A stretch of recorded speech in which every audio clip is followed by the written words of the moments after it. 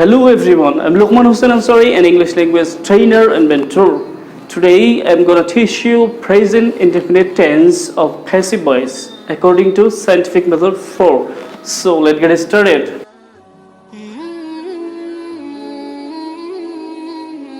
যেহেতু আজি আমি প্রেজেন্ট ইনডিফিনিট টেন্স শিকিম আৰু এটো হল প্যাসিভ ভয়েসৰ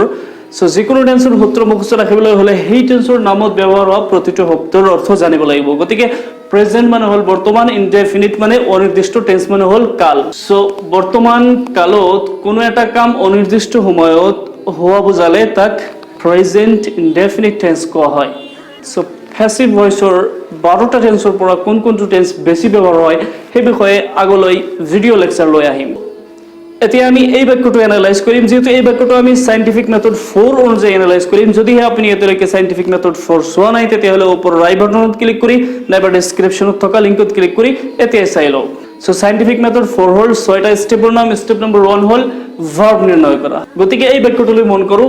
দৈনিক ঘৰত ভাত খোৱা হয় সো খোৱা হয় এটা কাম বুজাই আছে কি খোৱাটো এটা ভাৰ্ব হে কাৰণে ভি ফৰ ভাৰ্ব বুলি আমি নিৰ্ণয় কৰিলো স্টেপ নম্বৰ 2 হল সাবজেক্ট নিৰ্ণয় কৰা আৰু পেসিভ ভয়েসত সাবজেক্ট নিৰ্ণয় কৰিবলৈ হলে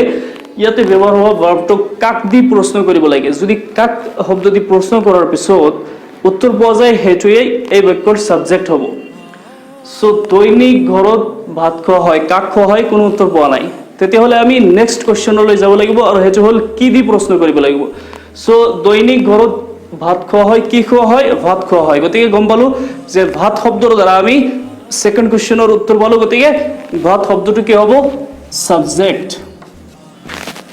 এতিয়া স্টেপ নম্বৰ 3 হল 1 2 3 4 নিৰ্ণয় কৰা 1 মানে হল এই ইয়াতে ব্যৱহাৰ হোৱা ভাৰ্বটো কি দি প্ৰশ্ন কৰিব লাগিব যেহেতু আমি কি দি প্ৰশ্ন কৰি সাবজেক্ট নিৰ্ণয় কৰি পেলাইছো গতিকে আমি কি দি প্ৰশ্ন আৰু কৰিব নোৱাৰি এতিয়া কোৱেশ্চন নম্বৰ 2 হল ভাৰ্বটো কেনেকৈ দি প্ৰশ্ন কৰিব লাগিব কেনেকৈ ভাত খোৱা হয় কোনো উত্তৰ পোৱা নাই আৰু কোৱেশ্চন নম্বৰ 3 হল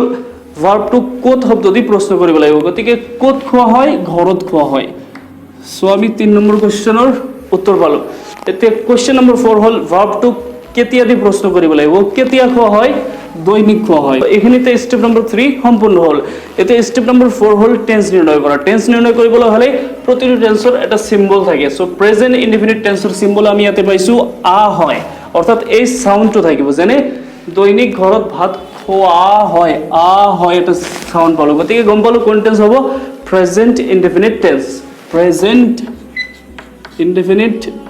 টেন্স স্টেপ নম্বৰ 5 হল ট্ৰান্সলেচন কৰা আৰু ট্ৰান্সলেচন কৰাৰ ষ্ট্ৰাকচাৰটো আপুনি নিশ্চয় সাইন্টিফিক মেথড 4 ৰ ভিডিওত চাইছে যদি চোৱা নাই তেতিয়াহলে আপোনাৰ সুবিধাৰ্থে মই ইয়াতে ষ্ট্ৰাকচাৰ অফ সাইন্টিফিক মেথড 4 দি দিছো আৰু হেতু হল প্ৰথমতে সাবজেক্টৰ ইংৰাজী আৰু ইয়াতে সাবজেক্ট হল ভাত ভাতৰ ইংৰাজী কি ৰাইস তাৰ পিছত ভাৰ্বৰ ইংৰাজী আৰু ভাৰ্ব কি খোৱা খোৱাৰ ইংৰাজী কি ইট গতিকে আমি ইয়াতে ইট লিখিলো এতিয়া 1 2 3 4 ৰ ইংৰাজী 1 আৰু 2 আমি এই বাক্যত পোৱা নাই গতিকে 3 ৰ ইংৰাজী বনাম আৰু 3 হল ঘৰত ঘৰত শব্দৰ কাৰণে কি আহিব এট হোম 4 হল দৈনিক দৈনিকৰ কাৰণে আমি জানো ডেইলি এতিয়া স্টেপ নম্বৰ 6 হল ফৰ্মছ অফ ভাৰ্ব হোৱা আৰু এই টেন্সৰ ফৰ্মছ অফ ভাৰ্ব হল সাবজেক্ট তাৰ পিছত এমিজাৰ তাৰ পিছত ভাৰ্বৰ থাৰ্ড ফৰ্ম সো ইয়াতে আমি সাবজেক্ট অলৰেডি বহাই দিছো তাৰ পিছত এমিজাৰৰ পৰা কোনটো আহিব rise M rise is rise আৰ কোনটো হ'ব ৰাইস ইজ গতিকে ইয়াতে আমি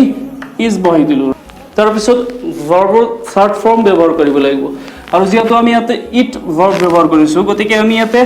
ইট ভাৰ্বৰ থাৰ্ড ফৰ্মটো চাই আহো ইট এট ইটেন গতিকে কোনটো হৈ যাব ইটেন হৈ যাব গতিকে আমি এই ইট শব্দটোক ইয়াতে ই এন বঢ়াই ইটেন বনাই দিলো এই বাক্যটোৰ ইয়েস নো কোৱেশ্চন কৰিবলৈ হলে এই হেল্পিং ভাৰ্বটোক সাবজেক্টৰ আগত আনি দিব লাগিব গতিকে কি হৈ যাব is rice eaten at home daily আৰু ডব্লিউএছ কোৱেশ্চন বনাবলৈ হলে কি শব্দৰ ইংৰাজীটো বনাই ওপৰৰ বাক্যটো হ'ব আনি দিলেই হ'ল গতিকে হোৱাই এতিয়া এই বাক্যটোৰ নেগেটিভ বনাবলৈ হলে আমি জানো is Notre short form isn't ব্যৱহাৰ কৰিম সো হৈ গল